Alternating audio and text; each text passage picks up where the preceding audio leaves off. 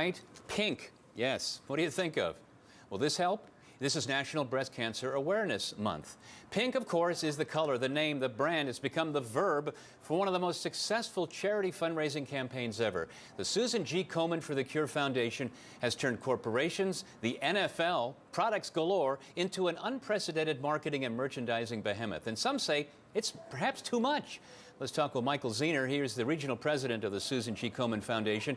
You know, they're pouring concrete on Addison. As I was driving here to WGN-TV today, I went right by a cement mixer. It was from bucket to grill, pink. I hadn't seen that before. So it is everywhere. Yeah, it is. You know, 1 in 8 women will be diagnosed in their lifetime.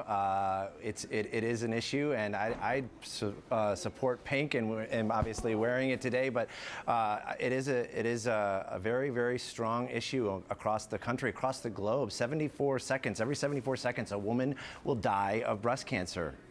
Let me ask you about, I was listening to John Williams on WGN Radio yesterday. He's a colleague of mine. I work there as well. And you've heard the calls of people calling in about the ubiquity of pink. There was the New York Times article. Even some women I heard yesterday who had their breast cancer survivors, they said it was too much. How do you talk to people who say, you know, everywhere I turn, somebody's got a pink wrist, mouth guards on the football field are pink. It's just too much.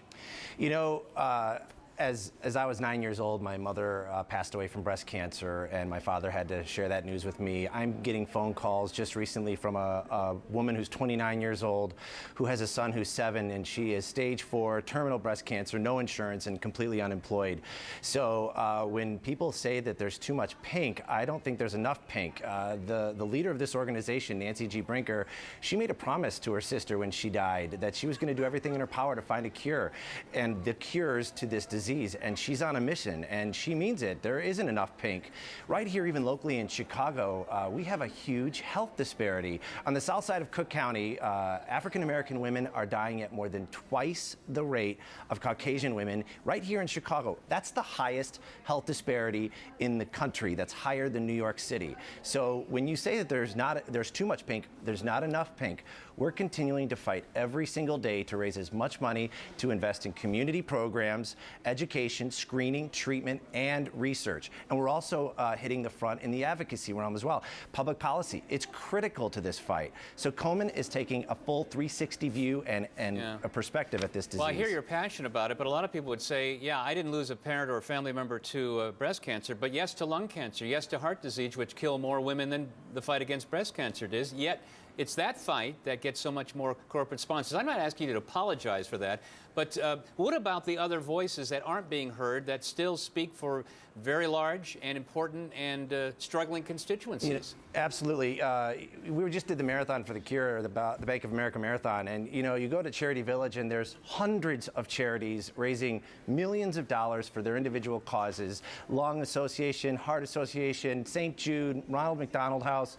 My father right now is battling prostate cancer, and you know, he needs to speak up, and he's going to speak up. So he's going to get passionate about this and fight it and attack it on his front. So I'm doing what I can to spread the word. I'm one of 2 male executive directors in the organization, and we just recently nominated 13 men in the city of Chicago to be pink tie guys. So the women are speaking out. We're pinking America because there needs to be more action taken. There needs to be more education, and we need to find the cures to this disease. It's an amazing success story, because I know in the 70s, wasn't it, I don't know, was it Betty Ford who first admitted that she had had a mastectomy, and that was seen as such a taboo thing, and people were sort of horrified.